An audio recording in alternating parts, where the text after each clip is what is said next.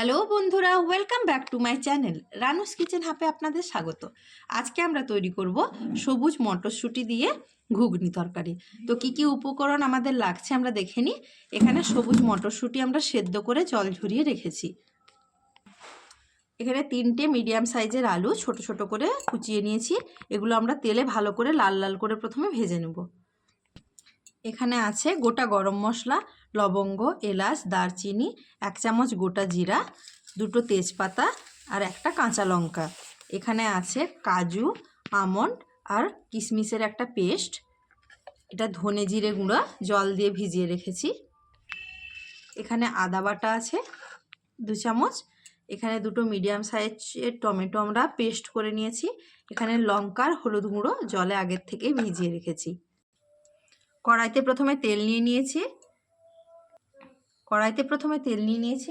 এরপরে যে ছোট ছোট টুকরো করে রেখেছিলাম আলুগুলো, ওইগুলো আমরা কড়াইয়ের তেলে ভেজে নেব লাল লাল করে।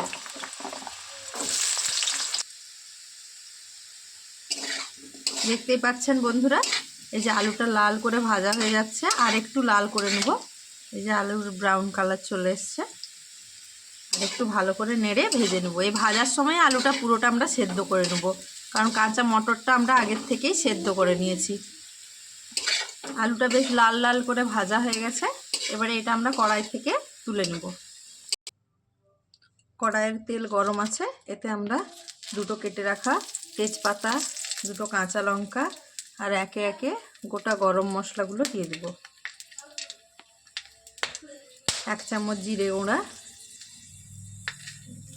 গোটা জিরে যে আছে সেই গোটা জিরেটা আগে দেবো। এখানে জিরে আর ধনে যে আগের থেকে গুঁড়োটা আমরা ভিজিয়ে রেখেছিলাম সেটা দিয়ে দেবো। 2 চামচ যে আদা বাটার পেস্টটা ছিল সেটাও আমরা দিয়ে দেবো। ভালো করে কড়াইতে নাড়িয়ে নেব। এখানে লঙ্কা গুঁড়ো আর হলুদের গুঁড়োর যে পেস্টটা আমরা জলে ভিজিয়ে রেখেছিলাম ওটাকেও দিয়ে দেবো। এবার ভালো করে সমস্ত মশলাগুলি মিশিয়ে নিয়ে কষিয়ে নেব। আমাদের মশলাটা ভালো করে কষানো হয়ে গেছে, তেল ছেড়ে দিয়েছে, দেখতেই পাচ্ছেন বন্ধুরা। এবার এতে আমরা এই যে কাজু, আমন্ড আর কিশমিশের যে পেস্টটা করে রেখেছিলাম ওইটা দিয়ে দেবো। এটাকেও ভালো করে মিশিয়ে নিয়ে কষিয়ে নেব। মশলাটা ভালো করে কষানো হয়ে গেছে। এরপরে এতে আমরা টমেটোর যে পেস্টটা করে রেখেছি ওই পেস্টটাও দিয়ে দেবো। ওপর থেকে একটু কাস্তুরি মেথি 1 চামচ ছড়িয়ে দেবো।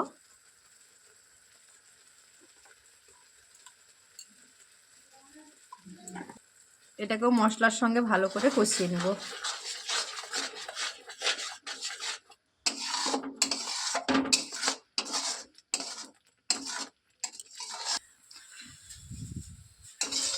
বন্ধুরা, মশলাটা ভালো করে কষানো হয়ে গেছে, দেখতেই পাচ্ছেন।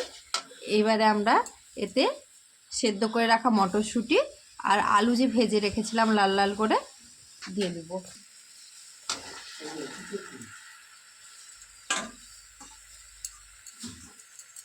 মটরশুঁটিটা আমরা এমনভাবেই সেদ্ধ করেছি, ঘেঁটেও যায়নি, কিন্তু দেখতেই পাচ্ছ বন্ধুরা কত ভালো সেদ্ধ হয়ে গেছে।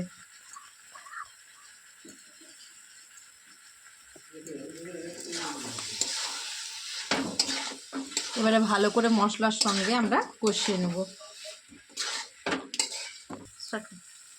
মশলার সঙ্গে ভালো করে আমরা কষিয়ে নিয়েছি আলুটার মটরশুঁটিটা। এবারে গরম করে রাখা জল এতে আমরা দিয়ে দেব।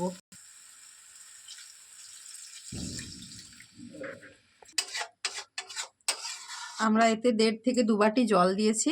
এটা বেশি পাতলা হবে না, তরকারিটা একটু মাখো মাখো তরকারি হবে। মটর সেদ্ধর সময় একটু লবণ দিয়েছিলাম আর আলুটা ভাজার সময়, সেই জন্য সবার শেষে লবণটা টেস্ট করে 1 চামচ পরিমাণ লবণ এতে আমরা দিয়ে দিলাম। বন্ধুরা, তরকারি আমাদের ফুট চলে এসছে, দেখতেই পাচ্ছেন। তরকারি পুরোপুরি আমাদের রেডি।